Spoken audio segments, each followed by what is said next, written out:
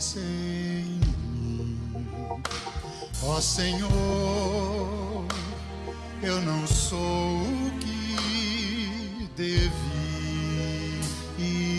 ser, mas só tu, com amor, me limpas de meu mal. E esse amor é que me ajuda a seguir.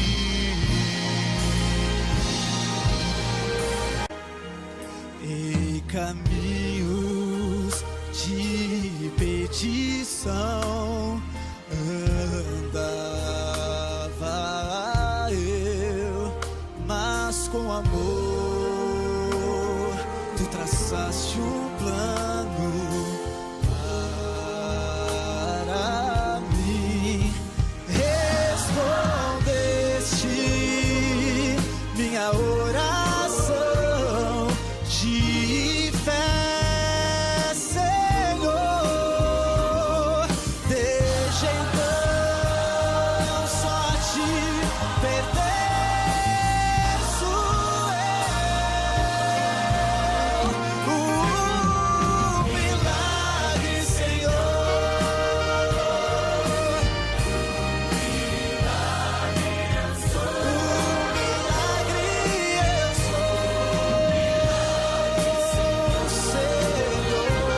eu sou. Tens feito em mim, até findar meu viver, dar-te Senhor,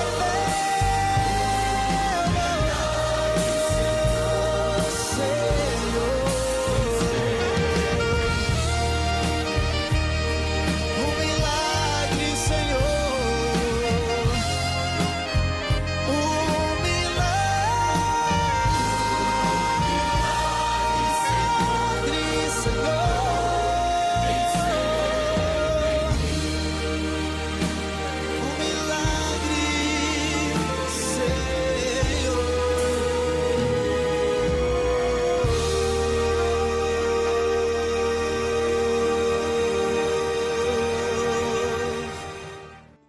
O louvor diz que, através de Jesus Cristo, nós passamos a ser considerados um milagre. Por que um milagre? Porque só através de um milagre nós poderíamos nascer de novo. Só através de um milagre nós podemos nos tornar novas criaturas. Só através de um milagre nós podemos ter reconciliação com Deus, para ter um relacionamento de amor, de intimidade, um relacionamento contínuo com Deus. Porque nós andávamos em caminhos diferentes, porque nós andávamos fazendo aquilo que nós achávamos certo ou errado. Mas nós precisamos aprender a ver a nossa vida do ponto de vista de Deus. Por isso, um milagre. Pai, nós queremos te agradecer, porque há muito tempo atrás este milagre já aconteceu. Quando Jesus Cristo veio ao mundo, quando Jesus se fez homem e habitou entre nós, e levou sobre si a nossa culpa, o nosso pecado, cumprindo toda a lei, guardando os teus princípios, vivendo os teus ensinamentos, obedecendo. Ele trouxe a esperança para cada um de nós, de que nós podemos também conseguir vencer, que nós também podemos ter este relacionamento de amor e de intimidade com o Senhor. E nós te pedimos, Espírito Santo de Deus, que ilumine a nossa mente, para que nós possamos compreender as verdades contidas na palavra de Deus e que estas verdades venham nos libertar para viver a vida bem-sucedida do ponto de vista de Deus. Nós nos expomos mais uma vez à luz da sua palavra para que ela possa nos conduzir para fora dos cárceres da nossa alma, para que ela possa ser o óleo que desemperre as nossas engrenagens e vivamos de um modo digno do Evangelho, digno de sermos chamados filhos de Deus. Eu oro, Senhor, em nome de Jesus. Deus tem nos dado o privilégio de podermos ver o que acontece na nossa vida quando nós transgredimos os princípios. E existe um fator muito importante que precisamos reconhecer antes de tomarmos a palavra de Deus como guia de orientação para a nossa vida. Veja, antes que uma pessoa se reconcilie com Deus, entregando a sua vida para Jesus Cristo, recebendo-o como seu único e suficiente Salvador e Senhor da sua vida, e também o reconheça como mediador, é impossível para nós vivermos a vida que está ali escrita na Bíblia. É impossível vivermos os princípios de Deus. Veja o que Paulo diz a Timóteo, na sua primeira carta, no capítulo 2, verso 3 a 6. 1 Timóteo 2, 3 a 6. Pois isto é bom e agradável diante de Deus nosso Salvador, o qual seja que todo homem sejam salvos e cheguem ao pleno conhecimento da verdade, porque há um só Deus e um só mediador entre Deus e os homens, Cristo Jesus o homem, o qual se deu a si mesmo em resgate de todos, para servir de testemunho. A vida bem-sucedida do ponto de vista espiritual se inicia a partir do momento que entregamos a nossa vida a Cristo, para desfrutar de todos os benefícios que Cristo conquistou por ter cumprido a lei e ter recebido o castigo que a desobediência trouxe para toda a humanidade. Só o Espírito Santo pode nos potencializar para viver uma vida que obedece a Deus. O Espírito Santo entra em nosso espírito e o recria no exato momento que nós entregamos a nossa vida para Jesus e o convidamos para vir habitar em nós. As Escrituras diz que o Espírito Santo testemunha com o nosso espírito que somos filhos de Deus. Quando queremos compreender este processo na nossa mente, vamos ficar frustrados, pois isso não é um pensamento, não é um raciocínio lógico. Isso se dá em nosso espírito. É o resultado do ato de fé no nosso espírito. É isso que Jesus chamou de novo nascimento.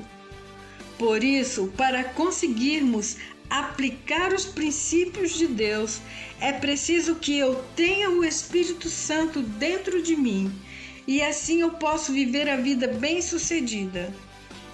E a vida bem-sucedida é a vida de Cristo, pois é uma vida em obediência aos princípios, aos ensinamentos, às ordenanças de Deus. Como é que podemos aplicar esses princípios em nossas vidas? Como podemos aplicar? Então vamos fazer o seguinte. Vamos comparar a nossa vida a uma série de engrenagens. Como já dissemos anteriormente, a vida basicamente não é complexa. Antes, ela é basicamente simples. Basta a violação de um princípio para que ela se torne complexa e comece a seguir conflitos e problemas na nossa vida. E o que são esses problemas e esses conflitos? Eles são a reprovação de Deus. Deus está dizendo que o que nós estamos fazendo não é certo do ponto de vista dele. Ele tem o jeito dele de resolver os problemas. Então, eu preciso, em primeiro lugar, colocar Cristo na minha vida, pois ele merece o centro da minha vida.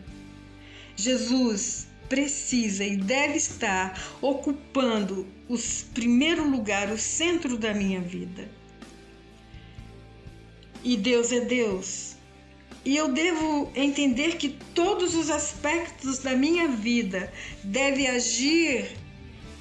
girar em torno dele.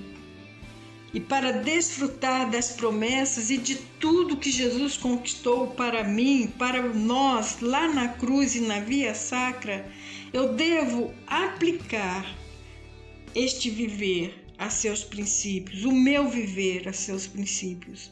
E à medida que nós passamos a aplicar esses princípios em nossas vidas, passamos a compreender como é que Deus quer operar dentro de nós. Para aprendermos a vencer a ira e o rancor, precisamos entregar todos os nossos direitos a Deus. Deus quer que eu entregue a Ele todos os meus bens e direitos, porque se eu não entregar todos os meus bens e direitos a Ele, e se alguma coisa acontecer fora do meu controle, o que eu acabo fazendo? Eu acabo ficando muito irada. Não é verdade? Você também não fica irado?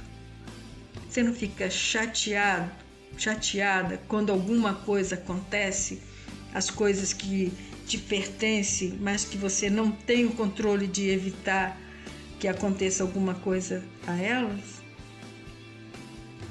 Pare e pense. Qual tem sido a sua reação quando alguém mexe ou pega alguma coisa que é sua? Normalmente ficamos muito irritados, não é mesmo? Saiba que há uma outra forma de reagir. Como? Você pode simplesmente dizer: esse bem é teu, Senhor, e tu podes dar a quem quiseres. Deixa eu me contar uma experiência. Durante algum tempo atrás, não muito tempo, eu passei a perder algumas coisas. Eu comecei a perceber que algumas coisas que eu tinha comprado já não estavam mais no lugar e já não estava mais sobre a minha posse, o meu controle. E isso me causou muita ira e irritação. Mas eu não me lembrava que Deus dizia que eu não devo ficar chateada, nem amargurada, nem com raiva. Deus me diz que eu devo abandonar toda a ira e toda a amargura, e que a ira e o rancor não são frutos do Espírito Santo. Então, ainda irritada, ainda chateada, eu resmungava: então tá bom, se você acha que tem o direito de levar as minhas coisas, pode fazê-lo. Mas isso não resolvia.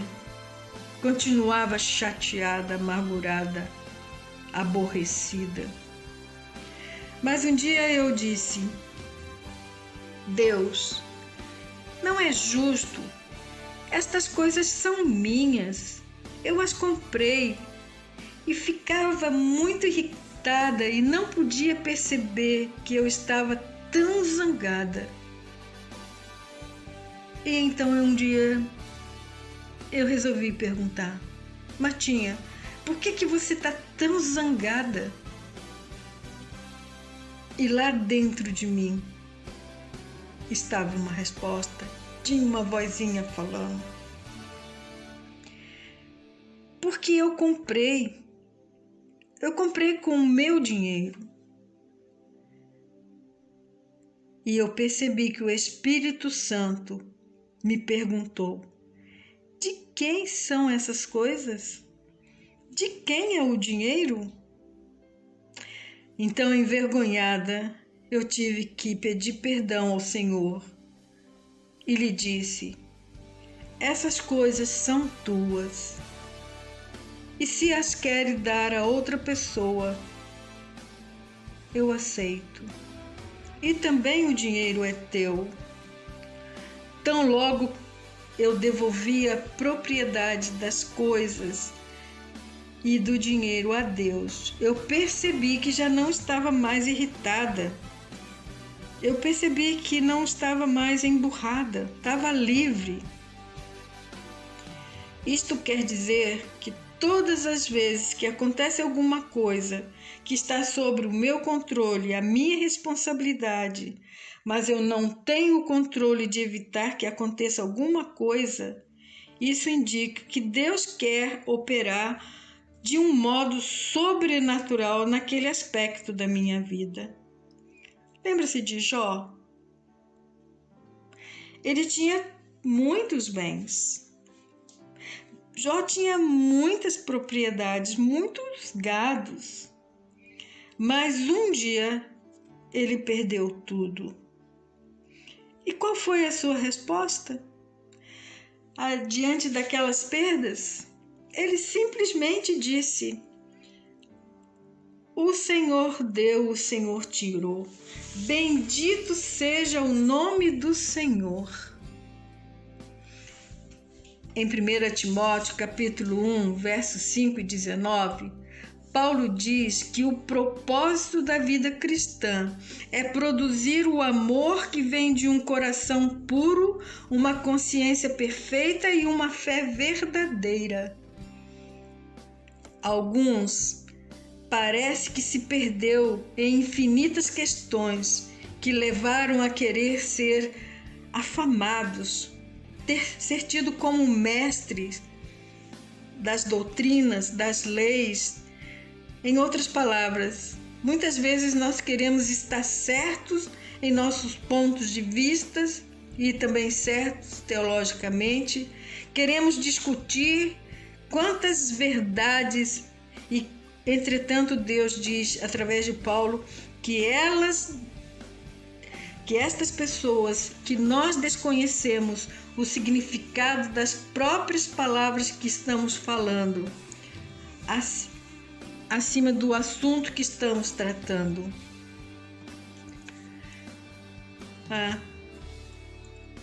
Mas muitas vezes ocorreu isso comigo mesma. Eu queria estar certa teologicamente, mas eu não tinha amor, não tinha o coração puro, não sabia como purificar a minha vida mental, não tinha consciência pura, eu tinha uma atitude derrotada e, portanto, eu não tinha uma fé verdadeira.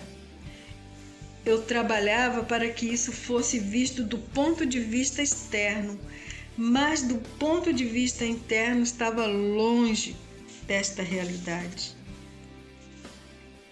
Em relação a se livrar da culpa e de corrigir os nossos erros, precisamos perguntar a nós mesmos: será possível que há coisa no passado que cada vez que eu me lembro delas eu gostaria que não tivesse acontecido?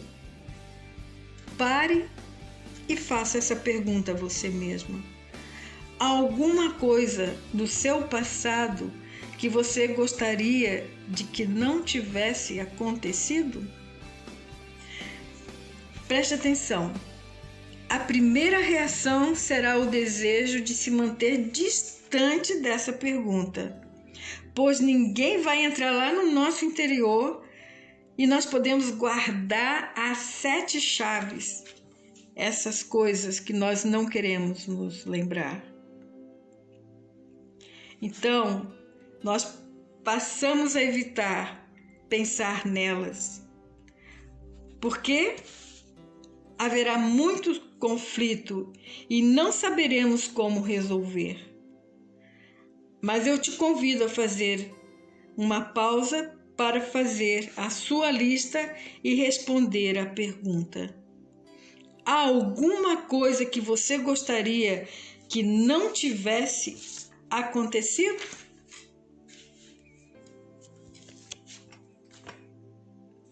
Não perca essa oportunidade. Começa com o que você acha que é mais importante. Começa com a coisa que você acha que é mais difícil e vai seguindo para as menos importantes ou menos difíceis. Muitos de nós pensamos que arrepender de ter casado com a pessoa que casamos. Talvez algum de vocês tenha pensado nisso.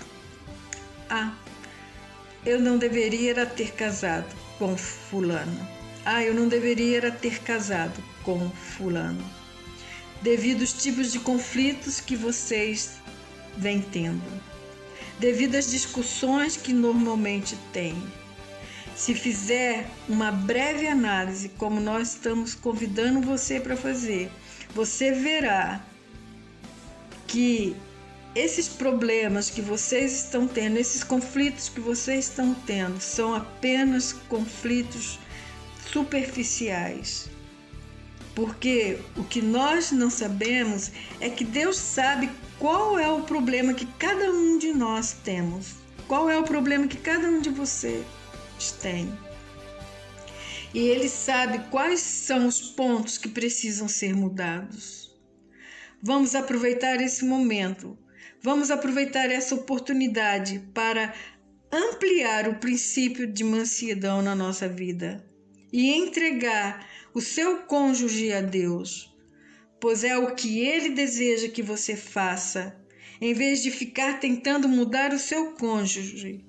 Isso, em vez de ficar tentando mudar, pois isso só trará mais conflito, mais problemas. Entregue-o na mão de Deus e deixe que Deus cuide do problema para você. Quando tratamos os problemas do modo superficial, sempre haverá conflitos. Sempre vamos culpar os outros pelos problemas que temos. Os jovens vão culpar seus pais por serem muito enérgicos, ou que não têm uma vida bem-sucedida por causa do seu lar. Mas a palavra de Deus, em Colossenses 3:20, diz que os filhos devem obedecer os seus pais em tudo, como a autoridade que Ele colocou sobre vós. Portanto, do ponto de vista de Deus, os pais jamais serão o problema contra quem os filhos estão sendo rebelde. Então, se os pais não são os problemas e se os filhos não estão obedecendo, antes estão agindo em rebeldia, e se for a Deus quem colocou seus pais para serem, escolheu seus pais para serem seus pais, contra quem você está sendo rebelde? Isso. Você está sendo rebelde contra Deus, pois Deus sabia quem seriam os seus pais. Deus sabia que seus pais teriam características difíceis de se lidar. Então, o problema é que o jovem não pode compreender qual é a razão de Deus ter lhe dado esses pais. E a mesma coisa acontece com o casamento. O cônjuge não conhece os problemas. Só você não conhece, assim como o seu cônjuge também não conhece quais os problemas que você tem.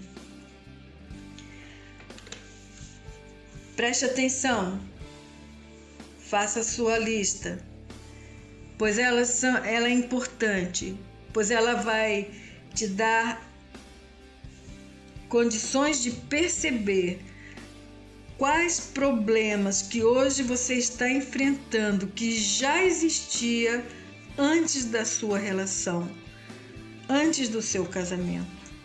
O fato é que todas as discussões e conflitos que normalmente temos não é o problema real, pois se fosse o problema real, quando nós resolvêssemos, quando nós parássemos de fazer o que não deveria fazer, que irrita o cônjuge, já não mais haveria problema no casamento. Mas os hábitos antigos deixam as coisas fora do lugar, deixar a toalha em cima da cama, sapato na sala, essas coisas não são o problema real. Então, quando resolvemos os problemas artificiais e os conflitos continuam, é porque o real problema está mais profundo. Sendo assim, nós culpamos as coisas, nós culpamos o outro, nós culpamos as pessoas, nós culpamos as circunstâncias. Entretanto, isso não resolve os problemas.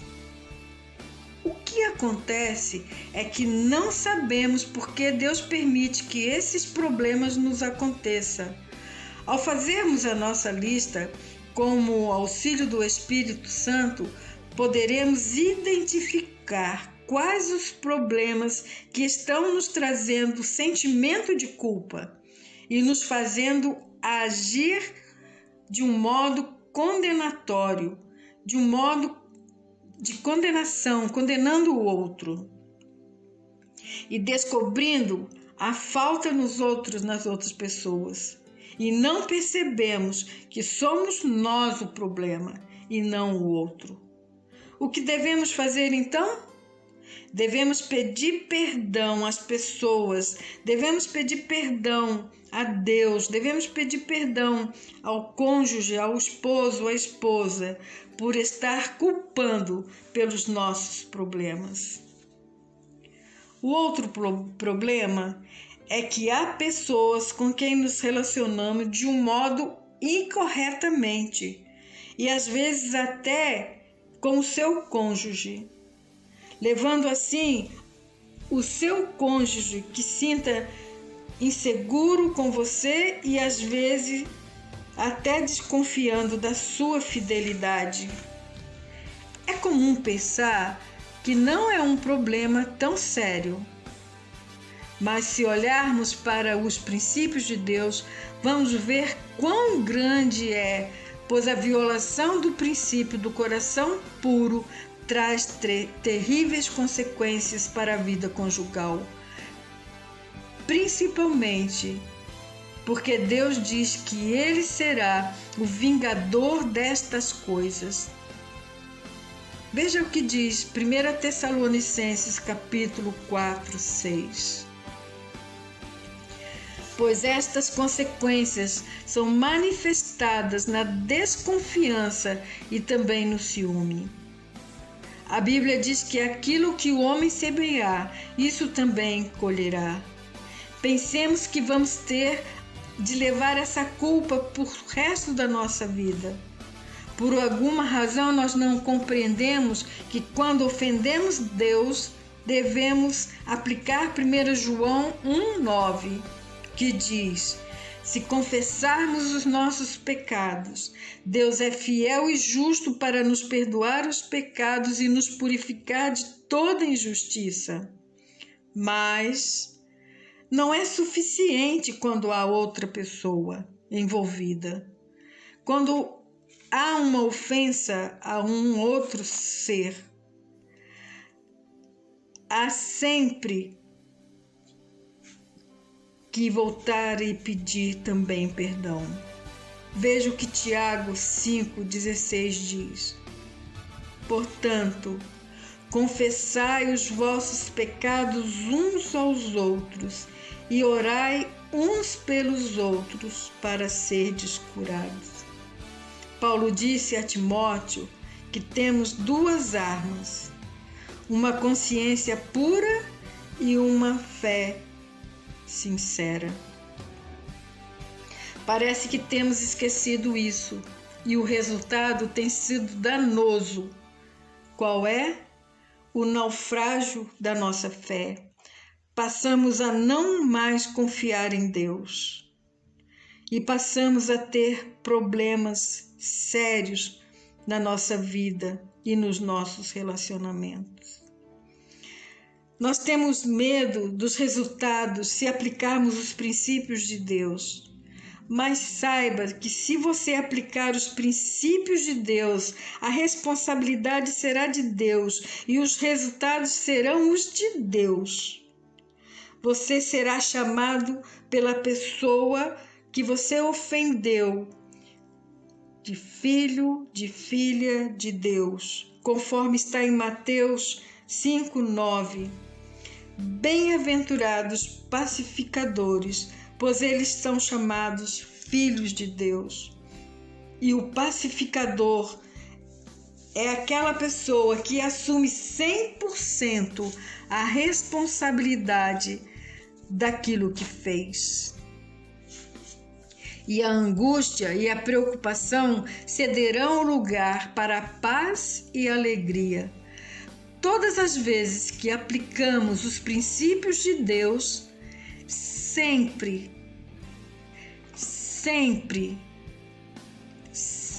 teremos a reação de Deus. O que acontece quando temos esses problemas dentro da gente?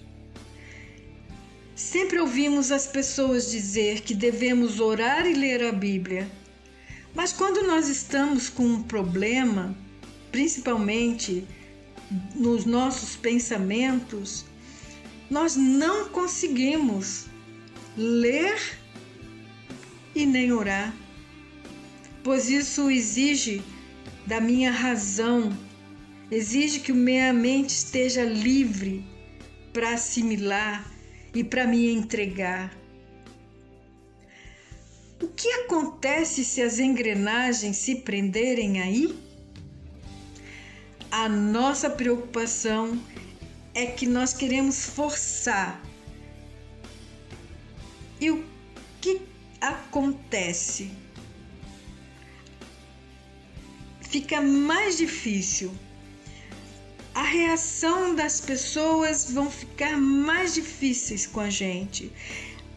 As suas atitudes vão ficar mais tensas conosco. E muitas vezes pode até se quebrar. Então a melhor coisa que temos que fazer é seguir os conselhos do Deus que conhece como é que funciona a outra pessoa. Pedir perdão a Deus e também pedir perdão à pessoa que nós ofendemos. Quando uma pessoa não tem interesse por coisas espirituais, quando ela não tem tempo para Deus, é porque uma das engrenagens está emperrada. Quando podemos perder o nosso amor por Deus e não queremos mais ler a sua palavra e não queremos mais orar ou testemunhar, nós devemos parar e fazer uma pergunta. Existe uma amargura? Existe uma ansiedade ou ira que está prejudicando a sua vida? Ou tem alguma culpa ou algum problema moral? Ou tem alguma culpa em sua vida e está condenando outros? Esses problemas precisam ser resolvidos à luz dos princípios de Deus. E quando são resolvidos à luz do princípio de Deus, nós vamos sentir novamente vontade de ler a Bíblia, de orar e testemunhar. E esses serão atos naturais em nossas vidas. O nosso objetivo é permitir que Jesus Cristo viva a sua vida inteira através de nós. E cada vez que deixamos que Jesus Cristo viva a sua vida através de nós, nós nos tornaremos mais semelhantes a Ele. Em Filipenses 2:5 lemos, temos a recomendação de que haja em nós aquele sentimento que houve em Cristo Jesus. E à medida que eu aplico os princípios de Deus na minha vida, eu me tornarei mais semelhante a Jesus. Quando eu reajo da mesma maneira que Jesus reagia naquela situação, eu vou me parecer cada vez mais com Ele. À medida que vamos identificando os problemas e aplicando em nossa vida os princípios de Deus, nós vamos descobrindo que Ele realmente funciona e passamos a aceitá-los como sendo absolutos e não relativos para nós. Eles são absolutos, eles são essenciais se queremos ter uma vida bem-sucedida e felizes. Procura ver aonde está emperradas suas engrenagens. Ou talvez você já sabe aonde está emperrado. Você sabe quais são as pessoas que você não gosta? E você sabe quais são as pessoas que não gostam de você? E você sabe que tem um gênio forte e isso é um problema muitas vezes? Ou você se preocupa constantemente com as coisas, ou que a sua vida mental não vai bem? Ou os seus pensamentos não são puros como deveriam ser? Então, se dispõe agora a entregar essas áreas da sua vida a Deus.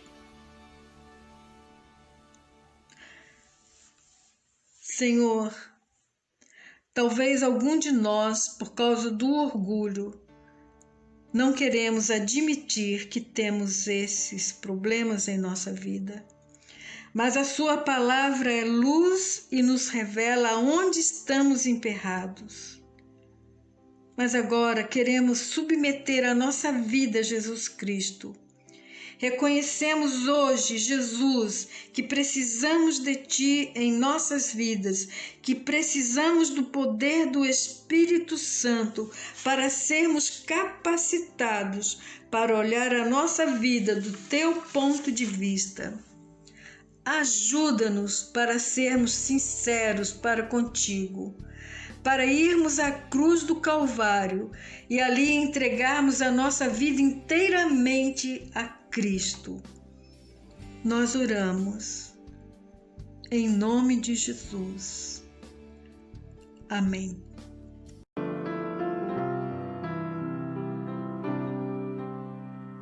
Quero voltar ao início de tudo, encontrar-me contigo, Senhor.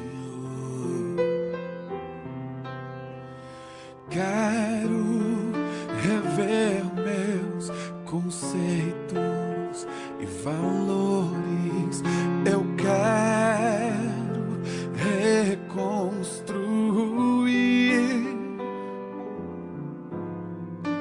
Vou regressar ao caminho, vou ver as primeiras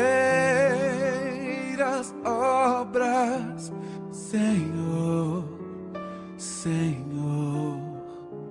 Eu me arrependo, Senhor, me arrependo, Senhor, me arrependo, Senhor. Eu quero voltar ao primeiro amor, ao primeiro amor.